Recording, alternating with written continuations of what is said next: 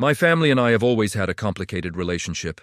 I'm the oldest of three, with two younger sisters, Sarah and Emily. Our parents always favored Emily, the youngest. She was the golden child, the one who could do no wrong. Sarah and I, on the other hand, were often left to fend for ourselves. We learned early on to rely on each other. When our parents divorced, things got even worse. Mom worked multiple jobs to keep us afloat, but it was never enough. As the oldest, I felt a heavy responsibility. I started working part-time jobs as soon as I could, saving every penny.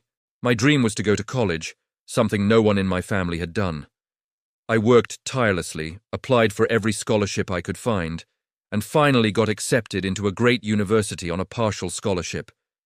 It was one of the proudest moments of my life, but it also meant I had to take out significant student loans and work multiple jobs throughout college to cover my living expenses and the rest of my tuition. It was tough, but I was determined. I knew this was my ticket to a better life. A life where I wouldn't have to struggle like my mom did. After graduation, I landed a good job in finance. The hours were long, but the pay was great. For the first time, I felt financially secure.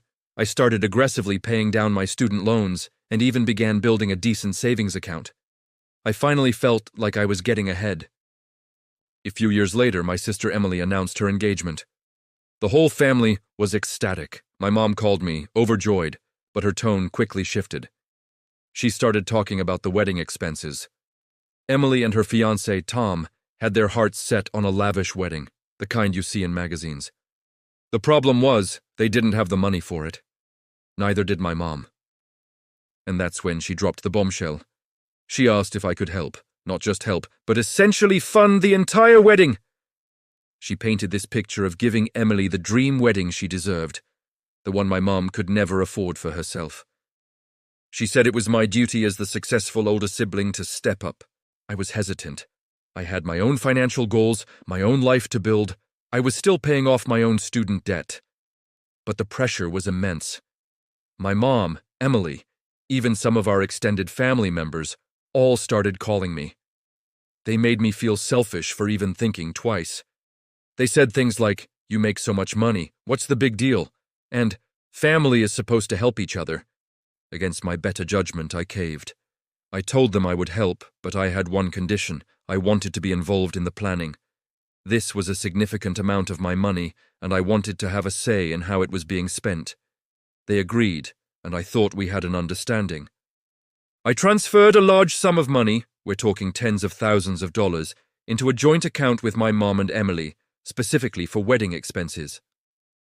At first, things seemed to be going well. We looked at venues, tasted cakes, and picked out flowers.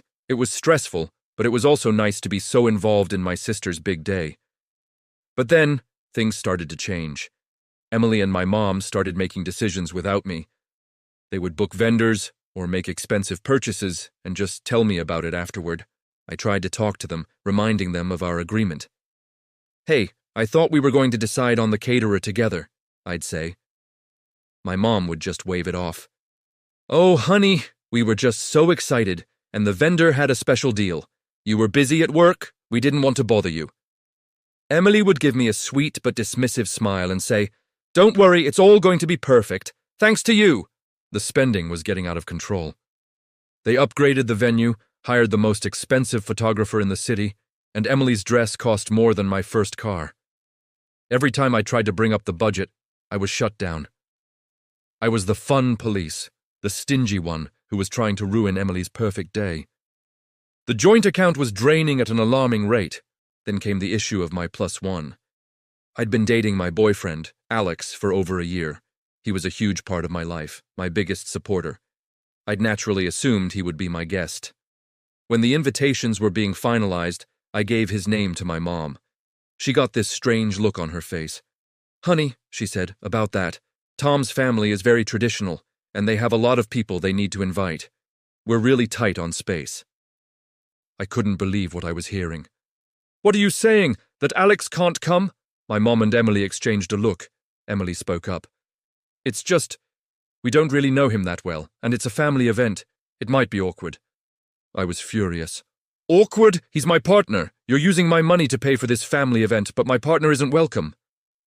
The argument escalated. I felt completely disrespected. It wasn't just about Alex anymore. It was about them taking my money while completely disregarding my feelings and my life. I gave them an ultimatum. Either Alex gets an invitation, or I reconsider my financial contribution.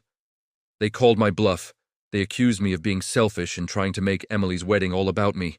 The conversation ended with my mom screaming that if I was going to be so difficult, maybe I shouldn't come at all. A week went by with radio silence. I was heartbroken and angry.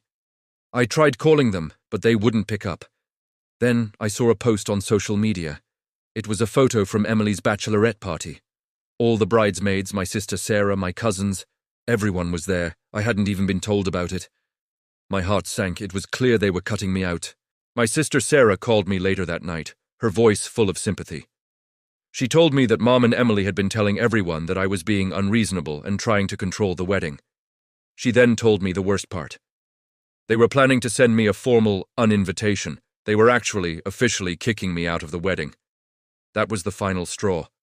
All the years of being second best, all the sacrifices I'd made, all the disrespect, it all came crashing down. I had been used. They didn't see me as family. They saw me as a walking ATM.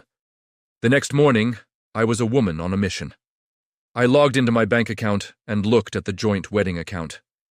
There was still a substantial amount of money left, designated for the final payments to the venue, the caterer, and the band, all due in the coming week. With a few clicks, I transferred every single cent from that joint account back into my personal savings account. Then, I closed the joint account permanently. I felt a strange sense of calm. It wasn't about revenge. It was about self-preservation. It was about taking back my power. I then started making some calls. I called the wedding planner, the venue manager, the caterer, the florist, and every other vendor I had their contact information for. I introduced myself as the primary financier of the wedding and calmly explained that due to unforeseen circumstances, the funding had been withdrawn. I made it clear that any outstanding contracts or payments were now the sole responsibility of my mother and my sister, Emily. I was polite, but firm. I wasn't going to pay for a party I wasn't even invited to. The fallout was immediate and spectacular. My phone started blowing up with frantic calls and texts from my mom and Emily. I ignored them. Then came the voicemails, a mix of furious screaming, tearful begging, and accusations of ruining Emily's life.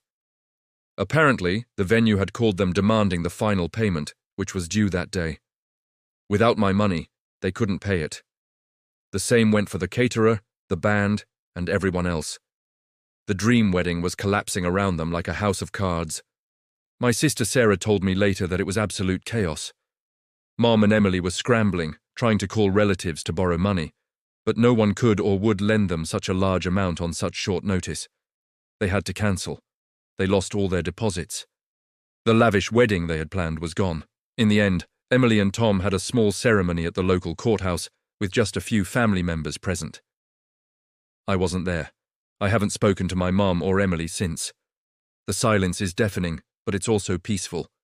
It hurts. It hurts to know that my own family was willing to use me and then toss me aside. But I've also learned a valuable lesson. My worth isn't determined by how much I can give to others, especially when they don't appreciate it. I'm focusing on my own life now, on my relationship with Alex, and on rebuilding my bond with my sister Sarah, who has been my rock through all of this. I'm paying off the last of my student loans and saving for my own future. Pulling the plug was one of the hardest things I've ever had to do, but it was also the most liberating. I chose myself, and I have no regrets. Thank you so much for listening to my story. If you've ever been in a situation where you felt taken for granted by family, let me know in the comments. And don't forget to like and subscribe for more content. See you next time.